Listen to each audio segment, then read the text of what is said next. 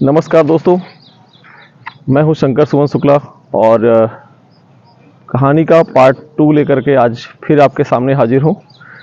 मैंने आपको बताया था डॉक्टर साहब का एक परिवार कानपुर से रायबरेली ज़िले के उमरन गांव में शिफ्ट होता है। कितनी राजी खुशी से वो लोग रहते रहे और उनके 3 बेटियां, 1 बेटा, पत्नी, सब लोग बड़े अच्छे से परिवार रहन सहन उनका उमरन में होता है। लेकिन नियति को क्या मंजूर था किसी को नहीं पता था। नियत ने किस तरीके से चक्र अपना चला शायद ही कोई समझ पाएगा। दोस्तों, बड़ी बिटिया जिस प्रकार से घर से गायब हुई, उसके बाद डॉक्टर साहब को वो पत्र मिलता है। पत्र में लड़की ने लिखा, वो आपको मैंने बता दिया है। इसके बाद डॉक्टर साहब उस लड़की को ढूंढने का पूरा प्रयास करते हैं। जब उन्हें जानकारी मिल जाती है तो सामाजिक लोग लज्जा और पुलिसिंग की बार बार की कार्रवाई से वो अच्छी तरीके से भली बात परिचित थे, इसलिए वो ज़्यादा आगे एक्शन नहीं लेते हैं और परिवार में ही घुट घुट करके जीना शुरू कर देते हैं। डॉक्टर साहब बामुश्किल 1 से 1.5 साल जीवित रहते हैं। डॉक्टर साहब का पूरा परिवार इस गम को भुला नहीं पाता। तभी लगभग 1 वर्ष के बाद डॉक्टर साहब की मौत हो जाती है। डॉक्टर साहब की मौत ने पूरे परिवार को तोड़ करके रख दिया। बिटिया के जाने के बाद 1 से 1.5 वर्ष के बाद ही डॉक्टर साहब की मौत हो जाती है। अब पूरा दारोमदार लड़के के कंधों पर आ जाता है। लड़का चूंकि दूसरी बिटिया के बाद पैदा हुआ था, लेकिन नियत ने ऐसा खेल खेला, ऐसा पासा पलटा कि लड़का जो कि अभी सही से उसने दुनिया को देखा भी नहीं, समझा भी नहीं, अब वो इस दुनिया का सामना करने के लिए खड़ा हुआ। उसने सबसे पहले जैसे थोड़ा बड़ा हुआ, उसने अपने बहनों के लिए रिश्ता देखना शुरू किया। रिश्ता जब देखता है तो सामाजिक कुंठा और सामाजिक जो रीति रिवाज है, जिसमें कई तरीके के लोगों का अलग अलग उनके बयान थे और कई अन्य कुरीतियों के चलते उसकी बहन की शादी नहीं हो पाती समाज में। बाद में वो बिटिया जो दूसरे नंबर वाली थी, उसकी भी जो है मौत हो जाती है।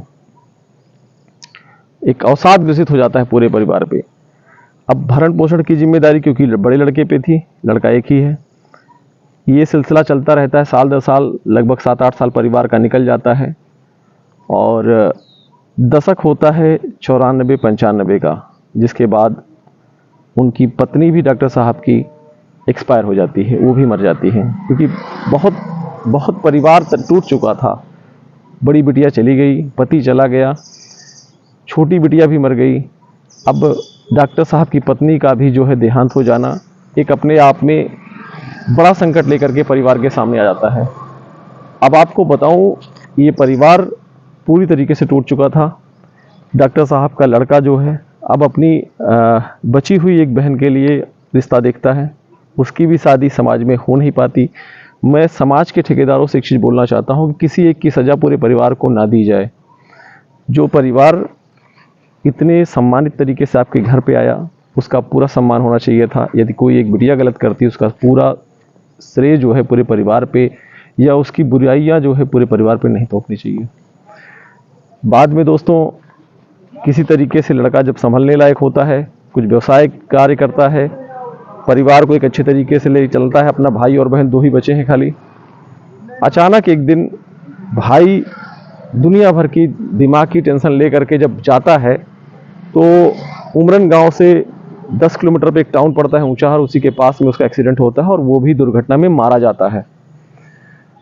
अब बची है खाली एक बिटिया। सारे परिवार में ना कोई कमाने वाला, ना खिलाने वाला और ना ही कोई परिवार की देखरेख करने वाला। एक दिन वो बिटिया तो छोटी वाली जो थी, कोरोना के टाइम में वो भी भगवान के पास चली जाती है। और उसकी मौत कैसे होती है, बंद कमरे में लगभग 5 दिन लाश सड़ती है, अवसाद से ग्रसित होती है लड़की, मर जाती है।